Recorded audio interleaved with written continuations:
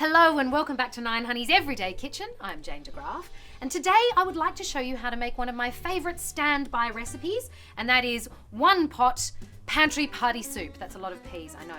But what I love about this recipe is it's a great one to throw together when you don't have the usual ingredients you might rely on for soup. So you don't have tin tomatoes, you don't have carrot, and you don't have celery. But don't worry, because you can still make an incredibly delicious soup. The only thing you really need to know is that this recipe starts and ends with onions, and that's what I've got going on in my pot here. What I have here is 3 red onions that I sliced into half moons, nice and finely, and I have cooked them down low and slow, look at this, with some butter and oil. That has turned jammy and delicious and so incredibly sweet. I cannot even tell you. But we're gonna add to it now because, like I said, this is the start and the end of our dish. What I'm adding here is some turmeric, some cinnamon, and some garlic.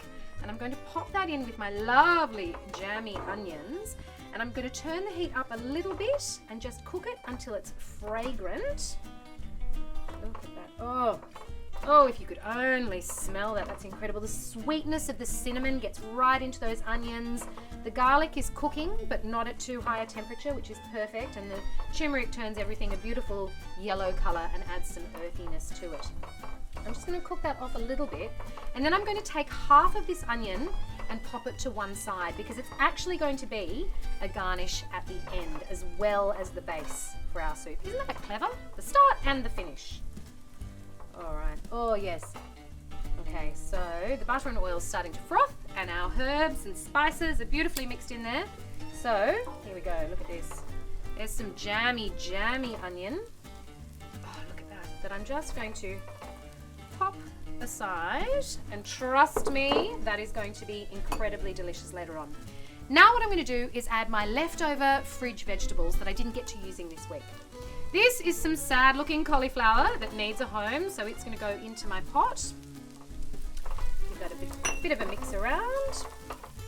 And then to that I'm also going to add half a fennel bulb that I had left over, and I'm reserving the tops because I love using this for garnish as well. We'll pop all that in, and what we want to do now is just mix that through to get all those onions, spices, beautiful flavors that we've been developing to mix through our lovely vegetables. You don't have to worry too much because the vegetables are going to simmer in some stock in a minute, so what we really want to do is just get those flavors going on the outside. Oh, if you could only smell this. So good.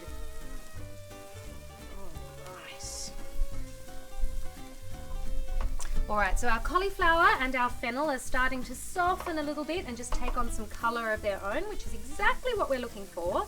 And now, I'm going to add some of my other ingredients. This is a tin of chickpeas and some other white beans that I had in my pantry. You can use whatever you like here, but I just love this as part of the dish. So we'll put that in. That looks like enough. We're going to give that a big stir through as well, and again, we just want to get some of the flavours onto those chickpeas and beans. So give that a stir. Oh, incredible. And now we're going to add about 1.5 litres of stock.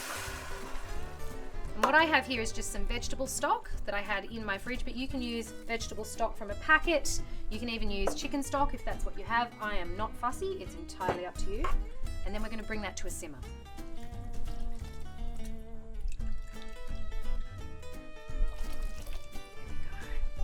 Alright, so that's been simmering away beautifully and our veggies are nice and soft, and you can see I've just popped my pasta in and I'm pushing it down into the soup because it's going to cook in the soup and just add extra flavour again.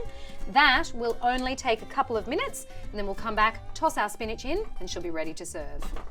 Alright, so our pasta is looking pretty good to me. It needs a tiny bit longer, but that's okay because our last step is to add our greens.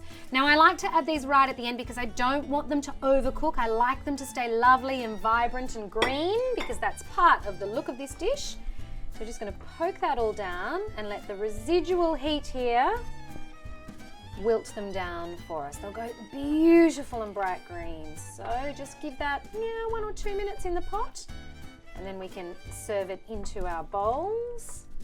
Look at that. How inviting does that look? All the beautiful beans and chickpeas. Our cauliflower's broken right up, which gives it beautiful texture in there. Our pasta's cooking beautifully, and look how green our spinach is. Oh, look. That looks incredible to me. Do you know what? I don't want my spinach to cook any more than that because, like I said, I like it bright green. So it's time to plate up. Now, I recommend using some tongs to grab the pasta, and then we'll spoon in some of the soup over the top. Look at that. So good. Oh, yes. Look at that. Oh my goodness. If you could only smell it, the cinnamon is coming out so beautifully. All right, on we go. We want greens and beans galore. I even put in the stalks of my beautiful spinach because, you know, waste not, want not. In we go. But we are not quite done. Didn't I say we start and finish with onion? Well, here is our onion. So what I'm going to do is I'm just going to take some yogurt. You could use sour cream, you could use just a bit of cream if you like. I'm just going to pop some on top like that because that will look beautiful swirled through, and the tanginess will go absolutely beautifully with everything else that is in there. So on that goes, and then, like I said, finishing touch, here are those beautiful onions from right back at the beginning with their lovely flavours, and we're going to pop that on top of the yogurt, and the turmeric in that will stain the yogurt this beautiful yellow colour. On we go, like that. And then last but not least, like I said, I like to save my fennel fronds just to pop on top for a little bit of extra green on our dish. How incredible is that soup made without any of the usual suspects? Congratulations, you have yourself a fantastic dinner. Thank you so much for joining me for 9Honey's Everyday Kitchen. I am going to take a mouthful of this, get my onions and my yogurt and my soup. That is incredible, and I will see you next time.